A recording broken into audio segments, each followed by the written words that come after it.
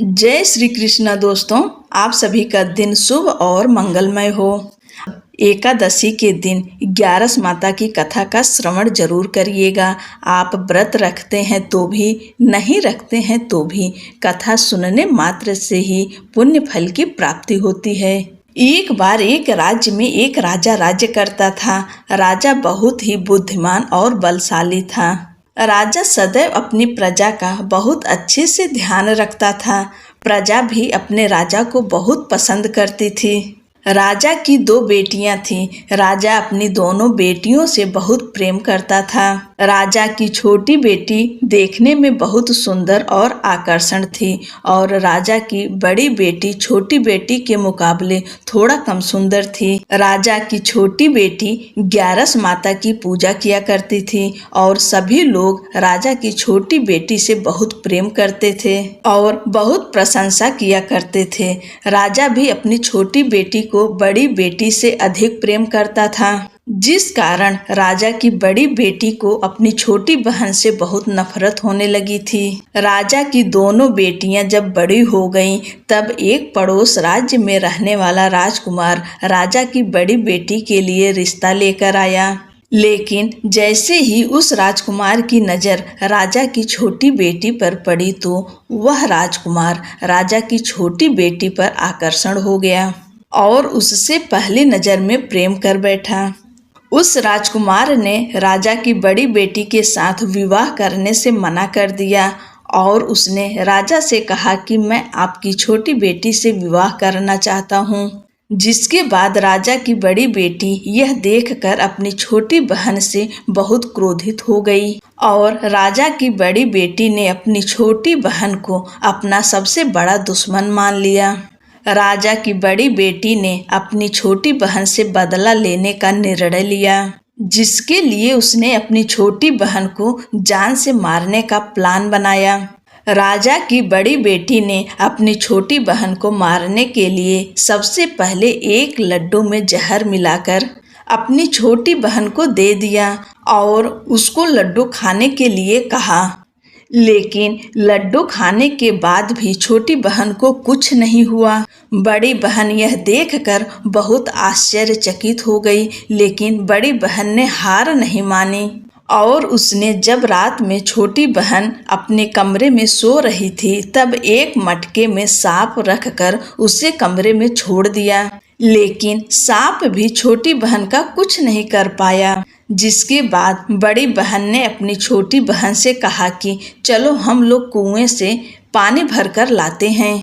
जिसके लिए वह अपनी छोटी बहन को पानी भरने के बहाने कुएं के पास ले गई और उसने अपनी छोटी बहन को कुएं में धक्का दे दिया। लेकिन छोटी बहन को तब भी कुछ नहीं हुआ, क्योंकि हर बार 11 माता उसकी रक्षा कर रही थी। और उधर बड़ी बहन अपने सारे प्रयासों के बाद असफल हो रही थी, जिससे वह बहुत क्रोधित होती जा रही थी।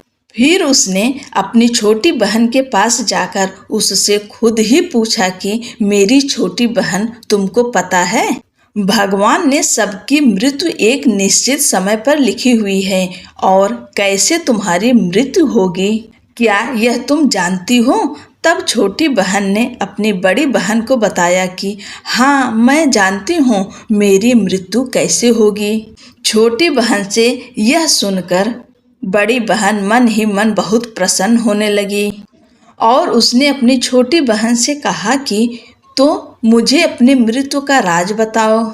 छोटी बहन ने अपनी बड़ी बहन से कहा कि मेरी मृत्यु तो एक तोते में है। जो तोते के गले में एक हार है, उससे मेरी मृत्यु होगी। जब तक कोई भी व्यक्ति तोते को मार कर वह हार अपने गले में पहनेगा, तो मैं मूर्छित हो जाऊंगी और जैसे ही उस हार को अपने गले से उतारेगा, तो मैं वापस से जीवित हो जाऊंगी। अपनी छोटी बहन की मृत्यु का राज जानकर बड़ी बहन बहुत खुश हो गई और उसने अपनी छोटी बहन को मारने के लिए उसके पालतू तोते को ढूंढना शुरू कर दिया। और छोटी बहन को इस बात का आभास हो गया था कि कोई उसकी जान लेना चाहता है। जिसके लिए वह अपने पिताजी के पास गई और उसने अपने पिताजी से कहा कि पिताजी, मेरी मृत्यु के बाद आप मुझे जलाइएगा मत, बल्कि आप मुझे अपनी पुरानी वाली हवेली में एक पलंग में लिटा कर छोड़ दीजिएगा। अपनी छोटी लड़की की यह बात सुनकर राजा बहुत आश्चर्यचकित हो गए। राजा ने अपनी छोटी बेटी से पूछा, बेटी, तुम ये क्या कह रही हो? तब राजा की छोटी बेटी ने बताया, पिताजी, समय किसी के लिए नहीं रुका है, कब क्या हो जाए किसी को कुछ पता नहीं है। और फिर राजा ने अपनी छोटी बेटी से कहा कि तुम ऐसी बातें क्यों कर रही हो? 2-3 दिन में तो तुम्हारा विवाह है। लेकिन छोटी बेटी ने अपने पिताजी को ऐसा करने पर मजबूर कर दिया और उनसे वचन ले लिया। राजा ने भी अपनी छोटी बेटी की बात स्वीकार कर ली और 2-3 दिनों के बाद जब शादी का समय आया तब राजकुमार बारात लेकर राजा के घर आया और राजकुमार और राजा की छोटी बेटी का विवाह शुरू हो गया। जैसे ही राजा की छोटी बेटी राजकुमार के साथ फेरे लेना शुरू करती है तो उसकी बड़ी बहन अपनी छोटी बहन के कमरे में जाकर उसके तोते को पकड़ लेती है और उसको जान से मार देती है। तोते के गले में जो हार था उसको अपने गले में धारण कर लेती है। जैसे ही बड़ी बहन उस हार को अपने गले में धारण करती है तो उधर छोटी बहन 3.5 ही फेरे ले पाती है और वहीं पर बेहोश होकर गिर जाती है। जिसके बाद राजा ने बड़े बड़े दर्द हकीमों को बुलवाया और अपनी छोटी बेटी का इलाज करने के लिए कहा। राजा की बात सुनकर वैद्य ने छोटी बेटी को जब चेक किया तो राजा को बताया कि आपकी छोटी बेटी ना तो जीवित है और ना ही मरी हुई है। यह मैं ऐसा पहली बार देख रहा हूँ। राजा ने वैद्य और हकीम को यह बात बाहर बताने से मना कर दिया और उनको कहा कि अगर तुमने यह बात किसी को बाहर बताई तो हम तुम्हें फांसी दे देंगे। राजा ने अपनी छोटी बेटी को पुराने महल में ले जाकर एक पलंग पर लिटा दिया और वहां पर कुछ सैनिक को तैनात कर दिया। वापस अपने महल पर आ गया। राजा की बड़ी बेटी अपने पिताजी के पास आई और कहने लगी, पिताजी, अगर यह शादी संपन्न नहीं हुई तो आपकी इज्जत का क्या होगा?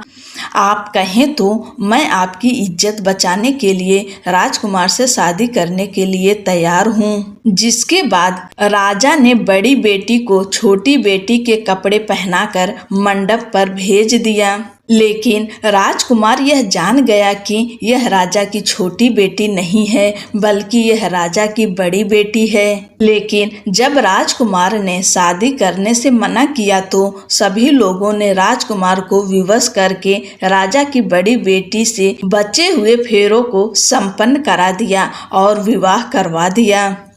जिसके बाद राजकुमार राजा की बड़ी बेटी को अपने महल ले गया।